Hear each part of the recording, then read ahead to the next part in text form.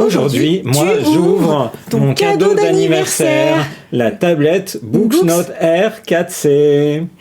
Mais cerisier, c'est... Morgane et... Rosalis. Sur la chaîne... Rosalis. Allons-y. Mais Sakula, c'est l'anniversaire de Morgane. Oh, bah oui, je suis trop content. Oui, ça dure sur plusieurs jours, l'anniversaire de Morgane. On l'a fêté en live le jour même, le 4 décembre.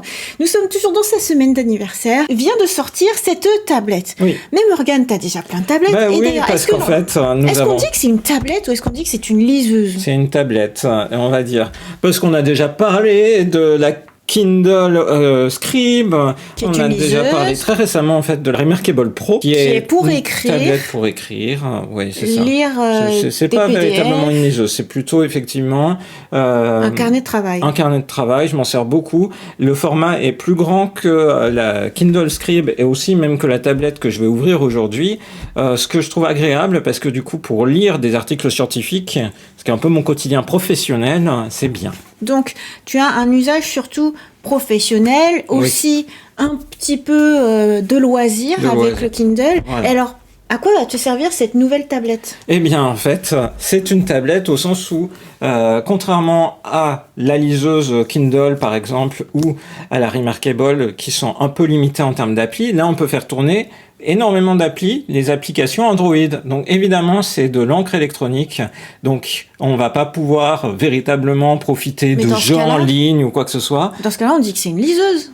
Ben non, parce que c'est quand même plus que ça, parce que je vais pouvoir lire la presse, aller sur Internet, consulter tout site web et même lire mes mangas sur Manga Plus ou Jump Plus. Des applications de prépublication de mangas, ce que tu as pu tester directement en magasin au Japon. En fait, ça fait très longtemps que je suis les produits de Books, mais que je les suis en lisant les avis sur ces tablettes online de ce constructeur chinois. Et t'as jamais pu avoir d'expérience client ? J'avais jamais pu avoir d'expérience, j'en avais jamais vu autour de moi, donc c'est vrai qu'en vrai... il faut avoir... j'osais pas franchir le pas. Et il se trouve que... Dans les magasins d'électronique au Japon, il y en a partout. Par contre, il y en a, qui sont mis en avant. Au Japon, il y a souvent eu un intérêt pour l'encre électronique, pour la prise de notes, pour tout de suite être sur des écrans moins difficiles pour les yeux que des tablettes lumineuses. Et donc, c'était notable. Ils ont toujours un très gros rayon, ils ont toujours la Fujitsu Quaderno, par exemple. Tout à fait. Ils ont juste pas ta Remarkable, mais parce que Remarkable, c'est quoi ? C'est français ? D'Europe du Nord. Donc, c'est vraiment plutôt dans un cadre européen, même si, en fait, Remarkable essaye aussi de se distinguer. Il est aussi possible d'en avoir en étant au Japon, mais ils sont pas mis en avant, d'ailleurs. Ok, et donc, en magasin, il y avait les différentes gammes de notes books. Voilà, de books. Et t'as pu en tester, t'as pu lire... J'ai testé les petits formats 7 pouces, T'as pu lire des mangas, c'est surtout ce que t'as fait. J'ai pu aller sur ton site web. C'est ça.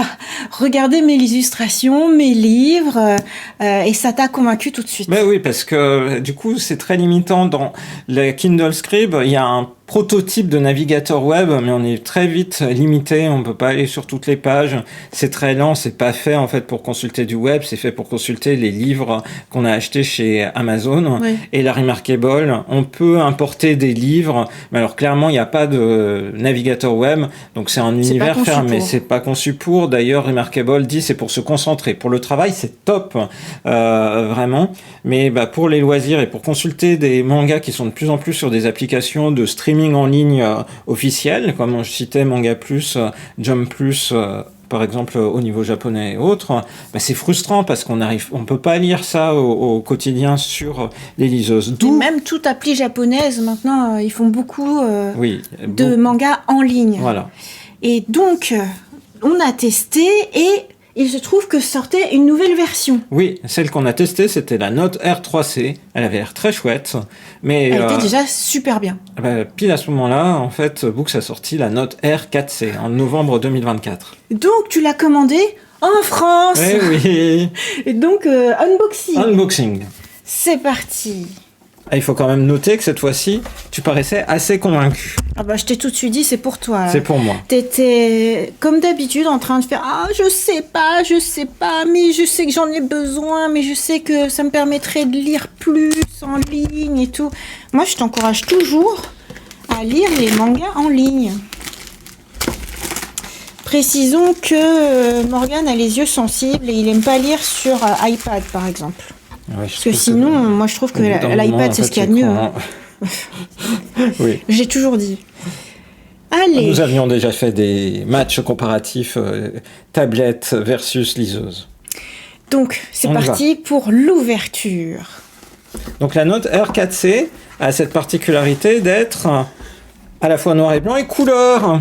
Donc c'est pour ça qu'ils ont fait une espèce de comment dire. Tu sais, c'est un peu comme sur ma campicarte d'Animal Crossing Pocket Camp. C'est le nouveau truc, en fait.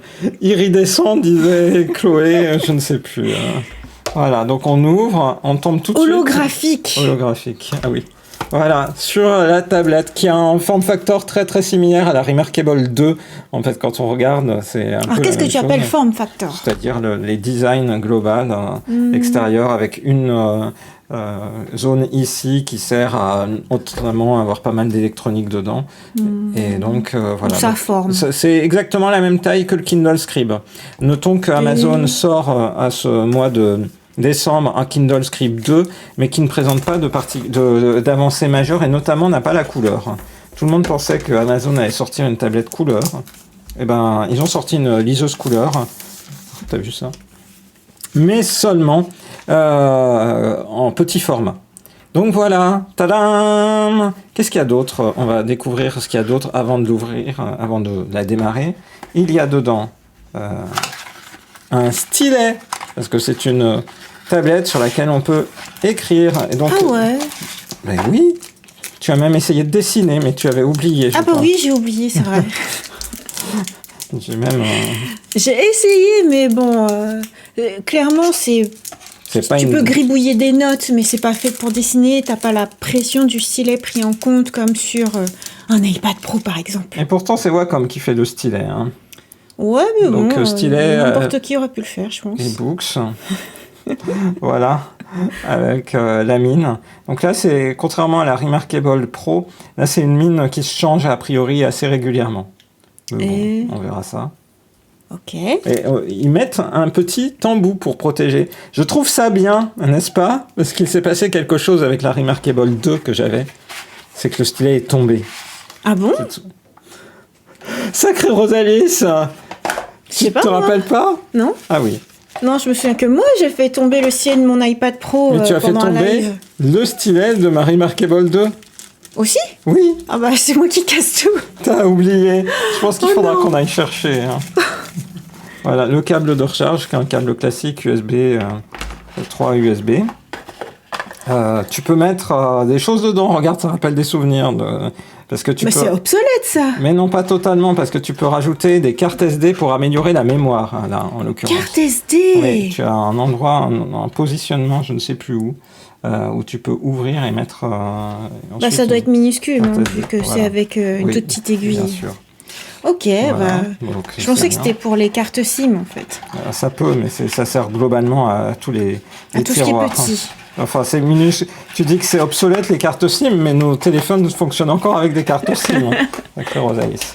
Et ensuite, tu as le guide de démarrage avec la carte de garantie. Oui. Et ensuite, des éléments qui te précisent qu'il y a un port pour les cartes micro SD. Voilà. Donc, plein de petites choses et d'informations. Comme tu dis que c'est la même taille que le Kindle, j'aimerais bien les voir côte à côte. Voilà, donc la Books, et ensuite ta Kindle. Le Kindle Scribe. On va du coup enlever le support pour que tu puisses voir. Voilà, c'est la même taille d'écran. Mais chez Kindle, c'est un peu arrondi. Les bords sont arrondis. Les bords sont un peu arrondis, effectivement. J'aime bien quand c'est arrondi. T'aimes bien quand c'est arrondi. Joli. Par contre, du coup, quelle est la plus... En termes de taille, tu vois, c'est vraiment... Comment ça ? Non, mais il y en a une qui est un tout petit peu plus large que l'autre. C'est-à-dire, en l'occurrence, c'est la Kindle. Ah d'accord, tu regardais la largeur. Tu vois, si on met les deux, ça se joue à peu de choses, en fait. Tu regardes que les bordures, mais en fait, l'écran actif, c'est la même taille. L'écran actif, c'est la même taille. Ok. Voilà. Donc ici, on voit, alors c'est de l'encre électronique, donc forcément, en fait, c'est moins pétant en termes de couleur que sur un iPad. Donc on va démarrer. Mais c'est similaire à ce que tu as en termes de liseuse. C'est pour ça que pour moi, c'est pas une tablette, c'est une liseuse en vrai.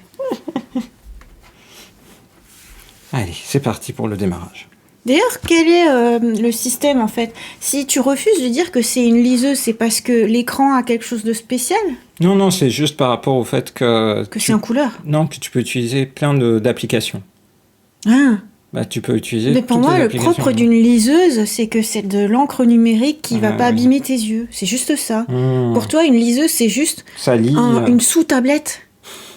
Un petit peu. Ah, alors pourquoi tu cherches à avoir une sous-tablette, Morgane? Je ne cherche pas à avoir une sous-tablette. Ah, ok, alors. Donc, il y a les conditions d'utilisation, etc. Maintenant, paramétrage. Voilà. On est parti. Prise en main. On est en France. Région. Alors, par contre, utiliser la date et l'heure venant d'Internet, oui. On a veille automatique 5. Navigation dans le système. Ok, on va utiliser les gestes du bas. C'est bien, ça prendra moins de place. C'est quoi? C'est pour faire apparaître un menu? Oui, c'est ça. Geste de balayage. Configuration terminée. Voilà, donc on voit plein d'applis tout de suite. Il y a une bibliothèque, un carnet de notes, des outils. On voit tout de suite, effectivement, qu'il y a un carnet de notes, qu'on va créer des premières notes manuscrites. Donc on voit qu'il y a plein de types d'éléments qui sont déjà préparés. Plusieurs types de pages. On en voit d'ailleurs avec des croisillons colorés, assez rigolos. Je sais pas ce que tu fais avec des croisillons. Je fais du sudoku. T'as plein de trucs, études, autres, etc. Mais du coup, on voit, par exemple, tiens, je vais choisir celui-là. J'ai une couverture. Quel est le titre de ton carnet? Rosalis. D'accord. Ok. Voilà. Moi, j'aurais mis test, Toto. Du coup, on voit les différents types de pinceaux. Et là, on voit les couleurs. T'as vu, elles pètent bien quand même, hein, le rose. Mais si, elles sont jolies. Elles sont jolies. Tu vois, t'insistais sur le fait que c'était pas un iPad. Bien sûr, c'est si tu veux dire que c'est une sous-tablette. Mais par contre, pour moi, c'est une surliseuse. C'est-à-dire que c'est une liseuse avec de l'encre, pas seulement noir et blanc, mais aussi en couleur. Tout à fait. Moi, je dis c'est une liseuse qui est mieux qu'une liseuse. Pour ajouter des pages, il faut que je me familiarise avec tout cet univers-là. Je peux mettre de la couleur, je peux créer des zones remplies, fermées, enfin, je peux créer plein de choses. Un smart lasso. Bref, c'était pour montrer en tout cas que tu peux créer une nouvelle page, par exemple, je peux faire un petit dessin. Tu vas faire un petit dessin, d'accord. Ouais, comme ça je vais montrer comme quoi tu ne peux faire que des bonhommes en fil de fer et pas des vrais dessins. Ou alors il faut que tu te dises, je vais faire un dessin comme si j'appuyais sur un feutre et pas comme si j'avais un crayon, genre un crayon de bois. Tadam. Avec un peu une gestion de la délicatesse, quoi. En tout cas, on a vu que le démarrage était ultra rapide. Après, on peut s'en sortir quand même. Je dis pas que tu peux pas dessiner. C'est tout ton talent. Non, tu peux faire des petits sketchs comme ça, comme tu le fais là, présentement. Oui, c'est juste que quand tu dessines et que tu dis « Oh, c'est une tablette », tu t'attends à avoir la gestion de l'impression « Oh, en fait, c'est pas mal, en fait, le tien ». Je pense que c'est le modèle précédent qui était vraiment tout pourri pour dessiner. Mais là, ouais, c'est plutôt pas mal. Ah bah, ça valait le coup de prendre le modèle 2024. Ah bah oui, de toute façon, quoi qu'il arrive. Ah, dis donc, c'est chouette, hein, tu y arrives très vite. Bah ouais, enfin... Là, avant, je disais, il prenait pas la pression, mais d'une certaine manière, il la prend. Parce qu'il fait des traits qui sont plus ou moins larges selon... Peut-être pas selon comment j'appuie, mais selon l'angle du stylet. Il y avait donc un intérêt à ce que ce soit Wacom. Oh là là! J'ai bien fait, en fait, de prendre un carnet et de l'appeler Rosalis, parce que pour la peine, c'est vraiment Rosalis. Je te ferai des petits croquis. Ah, j'adore! Ouais, je veux. Une plutôt bonne expérience, nous là. Avons un visage. Oh, bah tiens, c'est magnétique. Oui. C'est un système Android 13 qui est dessus. Enregistrement du cahier, parfait. T'es habitué à Android ? Non, pas du tout, ça va être ma première expérience. On arrive ici avec l'ensemble des éléments et je pense que pour la suite, pour vraiment profiter des choses, il va falloir que je configure Internet, le réseau sans fil. J'ai configuré le réseau Wi-Fi et aussi j'ai commencé à me connecter dans des applis, typiquement pour pouvoir télécharger justement des applis. Alors on va voir ça tout de suite. Parti. Alors je me suis logué dans le Play Store. Je vois que j'ai toutes les applis possibles et imaginables que je pourrais télécharger. Il y en a qui se rendront plus de Google Play, qui seront plus jolies que d'autres. Évidemment. Et donc, parmi les applications que j'ai commencé à télécharger, j'ai téléchargé Kindle pour montrer en fait qu'on peut lire les livres de sa bibliothèque Kindle directement, retrouver mes livres de Rosalis qui sont ici, tu vois, et en couleur, tu vois. Super. C'est chouette. Du coup, c'est vraiment, je retrouve tout et je retrouve ma propre bibliothèque qu'il est en train de récupérer, et notamment les extraits, les BD, les livres que j'ai achetés, etc. Donc, super. Ça, c'est vraiment chouette. Du coup, parce que tu te rends compte, là, il y a la couleur directe sur les BD, il va les récupérer, il va télécharger en ligne, par exemple, cette BD que j'ai achetée, Brume, qui est très chouette, et puis, du coup, j'ai directement la couleur dans la BD. Voilà. Ce qui est très profitable. C'était un de tes objectifs, de pouvoir lire de la BD tout en profitant de la couleur. Voilà, c'est chouette. Voilà, là c'est le premier élément que j'ai récupéré. J'ai aussi récupéré, comme je disais, Jump Plus, Manga Plus. Donc là j'ai récupéré Manga Plus. Shonen parce que Jump. Du coup, voilà. Donc il y va, il me fait la pub qui va bien. Donc tout à l'heure j'avais commencé. Est-ce que tu reconnais ce que c'est ? Magie Lumière. Bah ouais, c'est Magie Lumière. Voilà, et du coup, les pages couleurs sont en couleur. Voilà. Et du coup, ça va vite. Enfin, c'est comme sur une tablette iPad et autres. Je peux vraiment lire directement, mais sauf que j'ai... Et ce qui est bien, c'est que c'est plus grand qu'un format manga. Ouais. Plus grand qu'un tankōmon. Ah ouais, oui, il n'y avait pas de doute. C'est plus grand que le manga. Voilà, c'est ça. C'est donc plus si grand tu que le montres une page qui soit pas effrayante. Ah, tu me fais rire. Du coup, ça va assez vite. Voilà, par exemple, la classe. T'as plus de contraste, tes blancs sont plus blancs que sur le papier, t'as pas de moirage ou quoi que ce soit. Ça, c'est vraiment top comme expérience de lecture. Moi, c'est vraiment ce qui m'a convaincu quand on l'a testé au Japon, c'était de voir ça, de voir la lecture de manga, du papier. De toute façon, au Japon, ça explose. Oui, la lecture numérique explose. Et là, du coup, c'est vraiment ce qui m'a convaincu quand j'ai vu la fluidité, en fait, qui était du coup similaire au fait de lire, par exemple, sur iPad, c'est-à-dire là, vraiment, je me dis, c'est top. Et ça me... Donc là, évidemment, il y a notre Mangatech papier va pouvoir arrêter de grossir. C'est vraiment très différent par rapport à une liseuse parce qu'on a plus de possibilités. Oui. Et puis, du coup, on a aussi évidemment toutes les fonctionnalités sur une tablette. On peut aller sur un navigateur web et puis, du coup, consulter, par exemple, le site web de Rosalis, ici présente avec ses illustrations qui sont pour la peine en couleur. C'est chouette, ça. Tes principaux usages de cette tablette, c'est la lecture de bande dessinée franco-belge en couleur, la lecture de manga et en particulier les prépublications numériques. Voilà, beaucoup de prépublications numériques. Est-ce que tu vas t'en servir aussi pour surfer sur le web ? C'est surtout je pense la lecture. lecture Aussi, en fait, je me dis que auparavant, quand je lisais les sites d'actualité, ah oui, parce que tu lis beaucoup le journal. Comme je lis beaucoup les journaux, en fait, je le faisais sur ton téléphone. Sur mon téléphone, effectivement. Donc maintenant, tu vas tout faire sur cette liseuse plus. Voilà. Et en particulier, par exemple, le soir, quand tu as envie de reposer tes yeux, c'est ça que tu vas prendre. Voilà. Parce que c'est censé reposer les yeux. Est-ce que quand même, par exemple, dans la pénombre, imaginons que tu fasses une insomnie, ce que Morgane ne fait jamais, mais bon, bref, imaginons que moi, j'ai une insomnie, j'ai envie de t'emprunter à ta tablette, je peux lire ou alors c'est tout noir ? Non, tu peux lire parce que là, en fait, il y a du rétroéclairage là, dans ce que je viens de montrer. Donc, tu peux choisir d'avoir du rétroéclairage. Le niveau de rétroéclairage, etc. Donc il n'y a aucun problème par rapport à ça. Tu peux choisir la manière dont les contrastes sont faits, le taux de rafraîchissement aussi en fonction de ce que tu veux ou pas. Oui, ça c'est vrai, ça c'est bien parce que par rapport à Kindle, tu vois, quand tu passes les pages, c'est tout de suite joli. T'as pas une rémanence de la page précédente. Ouais, bah, tu peux, c'est optimisé pour. Et puis, du coup, tu as vraiment beaucoup de choses qui sont... l'éclairage frontal, tu vois, là, je suis en train de le diminuer. Là, j'ai aucun éclairage frontal. Ah oui, là, effectivement. Je suis en éclairage direct. Et je peux jouer sur les températures de couleur aussi. Ah oui. Ça, c'est les températures de couleur, effectivement, genre, passé 22 heures, tu passes plus en orange, tu as moins de lumière bleue. Voilà. Ce qui fait que... ton horloge circadienne ne sera pas déréglée. Il y a un élément qu'on n'a pas présenté, parce que là je suis plutôt dans une approche lecture, mais il y a aussi un haut-parleur en fait. Donc on peut... enregistrer des vocaux ? Non, écouter des vidéos YouTube. Ah d'accord, je me dis... n'importe quoi. Sacré Rosalie, ça. On peut... ah oui, d'accord. Des vidéos YouTube. Ah bah oui, et YouTube, c'est bien pour se détendre. Bah bien sûr. Voilà, et donc du coup, ensuite, à la chaîne. On peut accéder à la chaîne. Ah voilà. Ouais. Et donc, on voit on entend, et puis du coup...